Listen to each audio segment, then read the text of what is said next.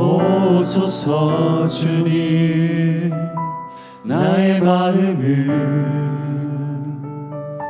선한 것 하나 없습니다. 그러나 내 모든 것 주께 드립니다. 사랑으로 안으시고 날 새롭게 하소서. 주님 마음 내게 주소서.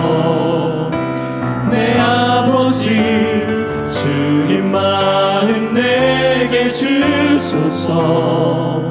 나를 향하신 주님의 뜻이 이루어지도록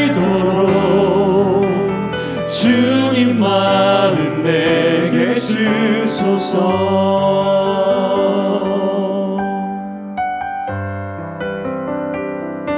보소서 주님, 나의 마음은 선한 것 하나 없습니다. 그러나 내 모든 것 주께 드립니다. 사랑으로 안으시고 날 새롭게 하소서. 주님 마음 내게 주소서. 내 아버지 주님 마음 내게 주소서. 나를 향하신 주님의 뜻이 이루어지도록 주님 마음 내게 주소서. 주님 마음 내게 주소서. 내 아버지 주님 마음 내게 주소서. 나를 향하신 주님의 뜻이 이루어지도록 주님 마음 내게 주소서.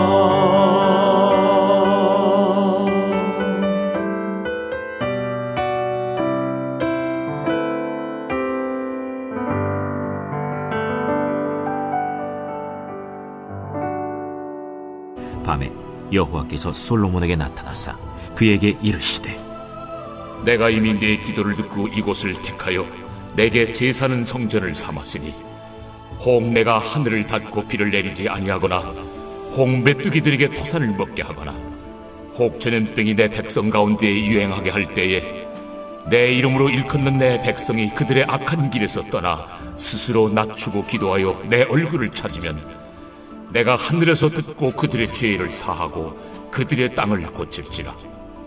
이제 이곳에서 하는 기도에 내가 눈을 들고 귀를 기울이니 이는 내가 이미 이 성전을 택하고 거룩하게 하여 내 이름을 여기에 영원히 있게 하였으니라. 내 눈과 내 마음이 항상 여기에 있으리라. 여러분 잘 있으셨죠? 우리 지난 시간 말씀을 나눈 것처럼 시작은 회개여야 합니다. 회개는 우리가 잃어버렸던 마음을 회복하고 하나님을 향한 처음 사랑을 다시 회복하는 것으로부터 시작해야 됩니다. 왜 회개가 모든 것의 해답인지를 여러분에게 좀 나누고 싶은데, 사실 기독교의 역사를 보게 되면 소위 박해와 환란의 역사였어요.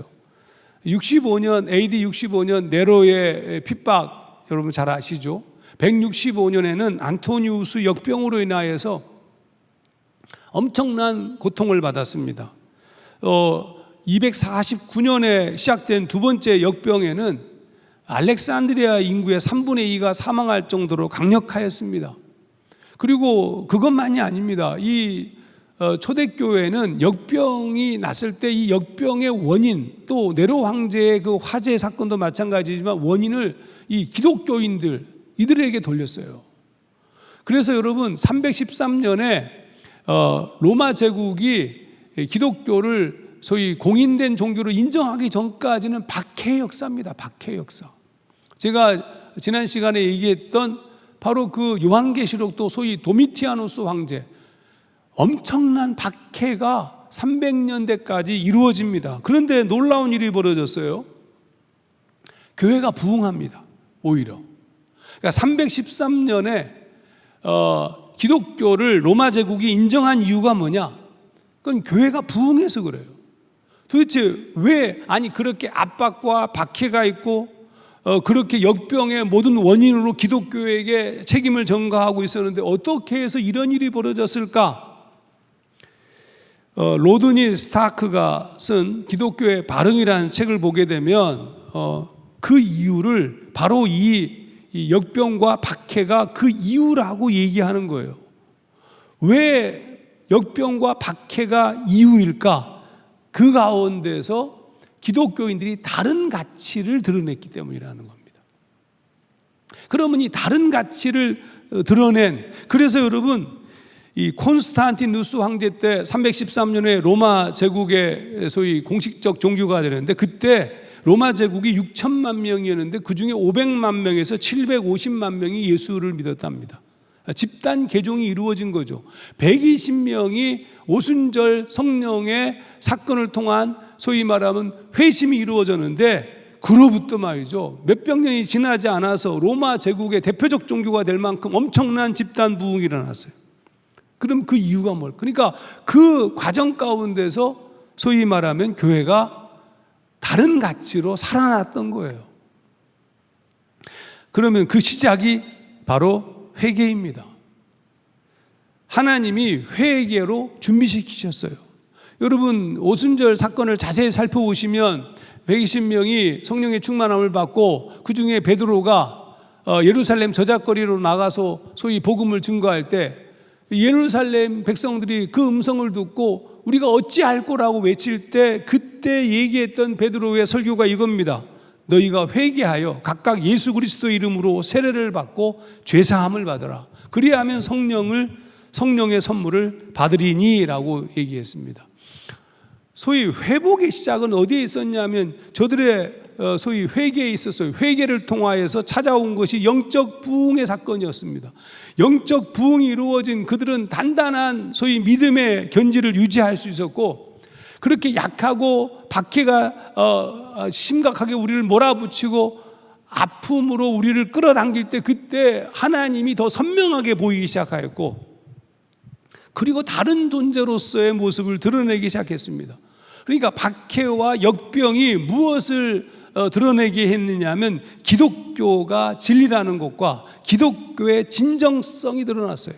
역병, 전쟁, 죽음, 고통 가운데 다른 가치를 드러낸 거예요. 당시에 251년에 역병이 돌 때 알렉산드리아의 감독이었던 디오니시우스가 이런 편지를 쓴 적이 있습니다. 다른 사람들은 지금이 축제의 시간은 아니라고 생각할 것입니다. 지금은 그러나 곤고함의 시간이기는커녕 상상할 수 없는 기쁨의 시간입니다. 왜 기쁨인 줄 아십니까? 바울이 고난을 당하는 것이 소위 말하면 왜 그것이 그에게 유익이 되고, 내가 약하고 힘들고 괴로울 때 왜 그것이 나에게는 큰 강함과 영광이 되는지를 정확하게 말씀했어요. 그게 뭐냐면 하나님이 우리와 선명하게 같이 있는 것을 경험하기 때문에 그래요. 그 초월적 가치, 놀라운 목사 모습을 보이면서 교회는 자연적으로 부흥하기 시작했습니다. 그런 의미에서 로드니 스타크는 이걸 뭐라고 썼냐, 미덕 자체에 대한 보상이라고 얘기했어요. 다른 가치를 드러내며 이 세상이 휩쓸리지 아니하고 고통받고 괴로워하고 무너져 내려가는 세상을 위로하고 그들과 함께 있었던, 그러니까 하나님께서 어떤 역사를 하셨냐면 기가 막힌 박해와 역병이 벌어지기 전에 먼저 회개로 교회를 준비시키셨어요. 회개로 준비된 그들에게 찾아온 것이 영적 부흥이었습니다. 회개와 영적 부흥은 언제나 함께 가는 거예요. 그 영적 부흥이 일어난 그들에게 박해나 역병은 아무런 문제가 안 됐어요. 오히려 그 그 가운데서 더 선명해졌습니다. 또 한 가지 사건을 좀 살펴볼 필요가 있는데 1347년부터 시작된 흑사병입니다. 흑사병으로 15세기까지 흑사병에 3번의 흑사병이 반복되어졌는데 그때 무려 1억 명이 죽습니다. 흑사병은 인간이 어찌해 볼 수 없는 역병이었습니다. 속수무책으로 죽음을 맞이했어요. 그때 이 교회가 내놓은 해답이 뭐냐? 하나님의 진노로 인한 벌이 역병이다. 이건 이 소위 초기 교회에 버려졌을 때 로마 제국이 선택했던 역병의 원인을 기독교에 돌린 것처럼 기독교도 하나님의 진노라고 분명히 얘기하였어요. 그런데 인식은 분명했는데 자신들의 죄에서 찾은 것이 아니라 다른 대상, 로마 제국이 선택했던 것처럼 이교도와 유대인들에게 기독교가 전가합니다. 그리고 이들을 흑사병의 원흉으로 몰아서 마녀 사냥을 시작합니다. 이게 1500년대까지 계속되어졌지만 교회는 회개하지 않았습니다. 그 사이에 아비뇽 뉴스를 거치고 교회는 점점 쇠퇴하기 시작하였습니다. 나중에 여러분 잘 아시는 것처럼 이 흑사병의 끝자락에 벌어진 중요한 사건 중에 하나가 여러분 면죄부 사건도 이때 벌어지는 겁니다. 그런데 마틴 루터가 1505년에 동생 둘을 패스트로 이 흑사병으로 잃습니다. 그가 다니던 에르푸르트 대학의 교수들 3명이 또 흑사병으로 죽습니다. 그때 마틴 루터가 결정한 것이 뭐냐면 수도사가 되기로 결정합니다. 오히려 하나님께 나아가는 통로가 되었어요. 지금 이 기가 막힌 문제와 괴로움과 절망의 상황 속에서 기독교를 부정하는 것이 아니라 오히려 더 하나님에게로 나아가는 결정을 하였다는 뜻입니다. 여러분, 회개하지 않는 이 교회를 향하여서 한 젊은 청년이 다른 가치로 다르게 바라보기 시작하였습니다. 여러분 1517년에 마틴 루터가 비텐베르크 성 교회의 정문에 95개조 반박문을 걸면서 종교개혁의 깃발을 들었는데 이거 얼핏 보게 되면 로마 카톨릭의 어떤 부패를 경고한 것처럼 보이지만 사실은 회개 운동이 촉구예요. 회개가 목적이었어요. 마틴 루터는 면죄부의 허상과 교황과 사제들의 사면의 남용을 지적하면서 진정한 회개를 촉구하였습니다. 95개조 반박문의 1조만 읽어볼게요. 1조. 우리들은 주님이시며 선생이신 그리스도께서 회개하라고 말씀하셨는데 이는 신자들의 전생애가 참회가 되어야 한다는 것을 의미한다. 회개가 시작이었어요. 여러분, 놀라운 사실은 그때부터 소위 제빙글리, 수없이 많은 이 깔뱅, 모든 소위 종교개혁자들이 그때가 여러분 흑사병이 유럽을 지배할 때입니다. 그때 다른 가치, 다른 모습으로 소위 말하면 세상 속에서 움직였습니다. 루터가 얘기했던 것 중에 이 치명적인 흑사병이 막 돌잖아요. 그러니까 루터가 있었던 이 비텐베르크에도 심각했어요. 그래서 선제후 요한이 다 피신을 명한 상태였는데 루터는 사역을 중단하지 않았습니다. 그리고 그때 이제 작은 팜플릿을 하나 썼어요. 그게 치명적 흑사병으로부터 도망칠 수 있는 것인가라는, 거기서 루터가 다른 가치를 말했습니다. 이렇게 한 문장을 제가 소개하면, 나는 하나님께 자비를 베푸셔서 우리를 지켜달라고 간구할 것이다. 그리고 나는 소독하여 공기를 정화할 것이고 약을 지어 먹을 것이다. 나는 내가 꼭 가야 할 장소나 꼭 만나야 할 사람이 아니라면 피하여 나와 이웃 간의 감염을 예방할 것이다. 혹시라도 나의 무지와 태만으로 이웃이 죽임을 당하게 해서는 안 되기 때문이다. 만일 하나님이 나를 데려가기 원하신다면 나는 당연히 죽게 되겠지만 적어도 내가 내 자신의 죽음이나 이웃의 죽음에 책임을 져야 할 일은 없을 것이다. 그러나 만일 이웃이 나를 필요로 한다면 나는 누구든 어떤 곳이든 마다하지 않고 달려갈 것이다. 이게 종교개혁자들의 흑사병에 대한 태도였어요. 다른 모습. 여러분, 이 흑사병의 아주 이상한 현상 중에 하나가 어느 날 갑자기 흑사병이 무슨 치료제가 발생한 것도 아니고 백신이 준비된 것도 아닌데 갑자기 사라집니다. 저는 이걸 그냥 단순하게 보지 않습니다. 초대교회는 먼저 회개함으로 그 기가 막힌 역병과 박해를 만날 수 있도록 하나님이 준비하셨고, 근데 지금 이 회개하지도 아니하고 교회가 부패하고 썩어 빠져가는 이 중세기의 이 기가 막힌 상황에서는 새로운 회개 운동을 통하여서 그 문제를 해결하게 하셨다. 여러분, 우리 민족에게도 유사한 일이 있었습니다. 우리나라가 아시다시피 1900년대 일본의 합병을 만납니다. 1910년. 그런데 여러분, 1903년에 잘 알려지지 않은 여선교사들이 원산에서 모여서 성경 공부 모임을 합니다. 미국 남감리의 여선교사 화이트를 비롯한 여러 선교사 여자들이 모였어요. 근데 그 공부를 하다가 한 선교사님을 초청하는데 그분이 하디 선교사입니다. 이분이 말씀을 준비하다가 선임 선교사였는데 그 당시 원산감리교회를 담임하고 있었는데 말씀을 준비하다가 성령의 체험을 해요. 그래가지고 그게 이제 소위 말하면 하나님 앞에 내가 회개해야 된다는 걸 깨달아요. 그래서 이 하디 선교사가 교회로 돌아와가지고 주일날 설교를 하는데 그 당시에 선교사의 위치는 황제를 만날 정도의 상당한 높은 위치였어요. 근데 교회에 모여있는 일반 서민들을 바라보면서 양반 쌍놈이 분명하게 구별되던 시절이었는데 하디 선교사가 주일 예배 때 한국인 회장 앞에서 자신의 교만과 실수를 공개적으로 회개합니다. 이건 있을 수가 없는 일이었어요. 그때부터 회개 운동이 벌어집니다. 여러분, 이게 원산 부흥 운동입니다. 근데 회개의 내용이 뭐냐면 주로 자신들의 개인적인 죄, 횡령, 절도부터 시작해서 미움, 증오 이런 것들에 대한 회개가 시작되어졌습니다. 이 회개 운동이 퍼져나가기 시작하였어요.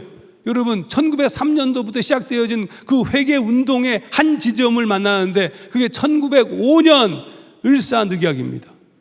우리 민족에게 회개로 준비하게 하신 거예요.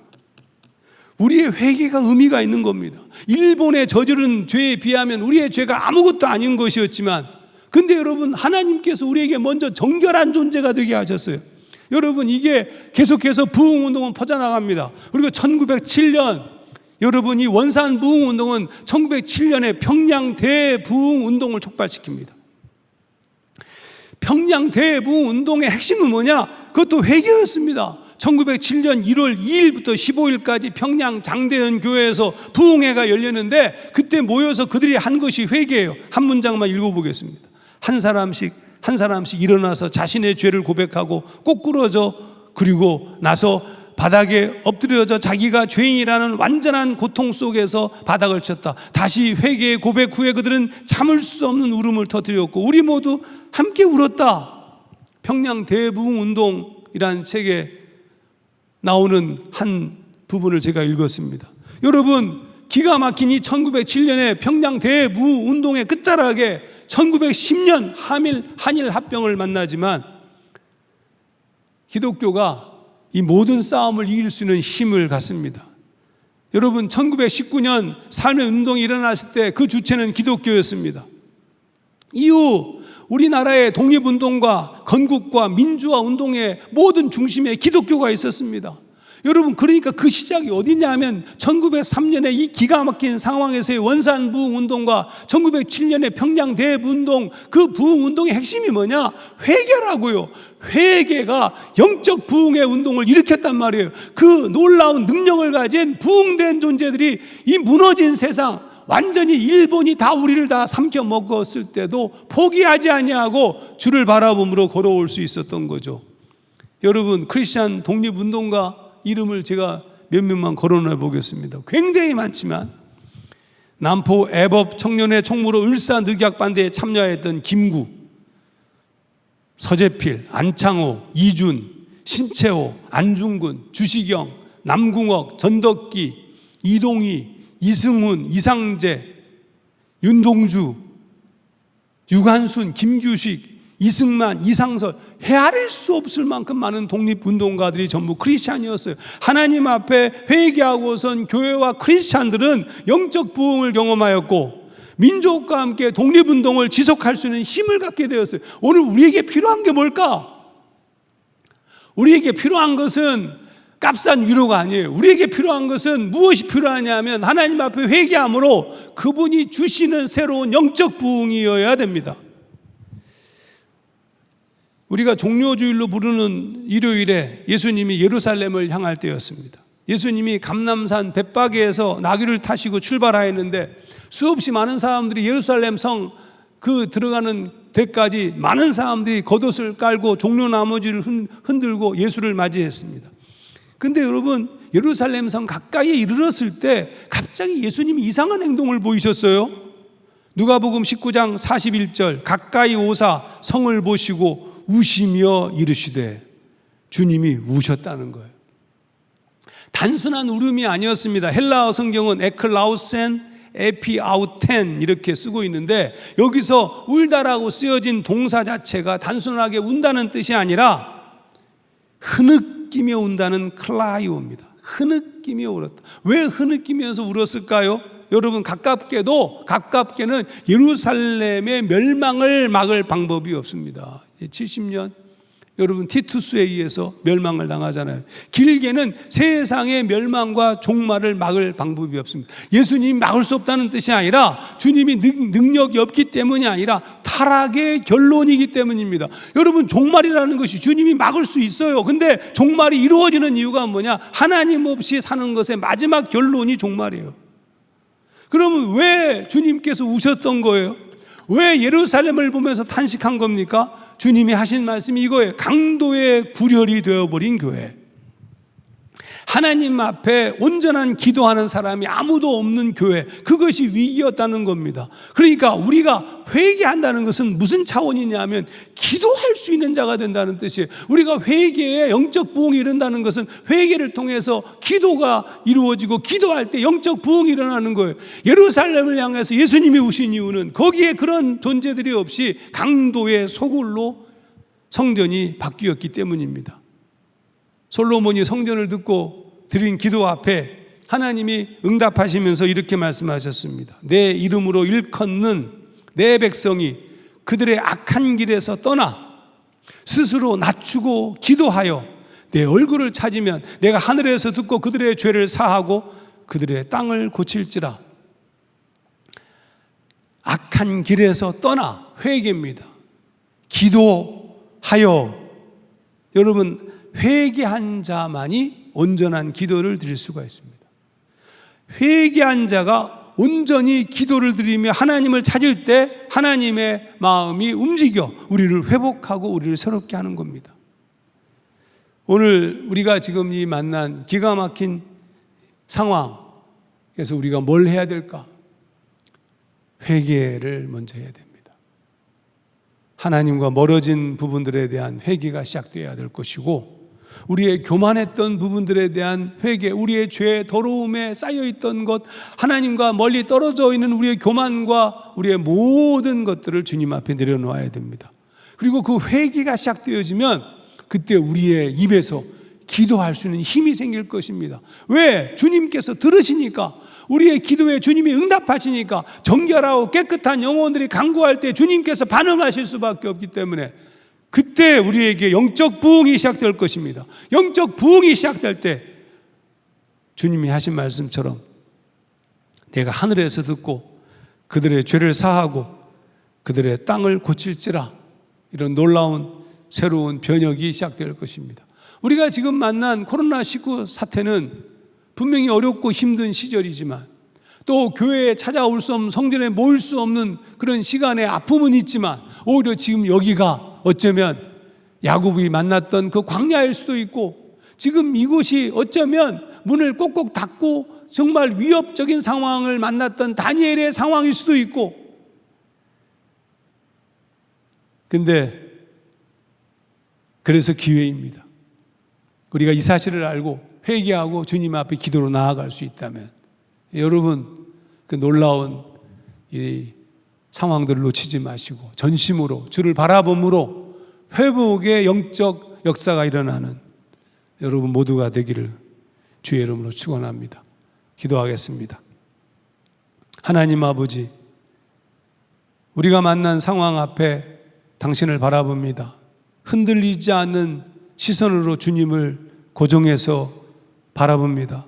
주님 앞에 우리의 죄를 회개하고 진심으로 기도할 수 있는 힘을 얻어 간구할 때 당신께서 고치신다고 말씀하셨사오니 고쳐주시옵소서. 그리고 영적 부흥을 우리에게 주셔서 다시 새롭게 시작할 수 있게 하옵시고 우리의 나태하고 우리의 무너졌던 성을 회복하는 그런 거룩한 시간이 되도록 주님 역사하여 주시옵소서.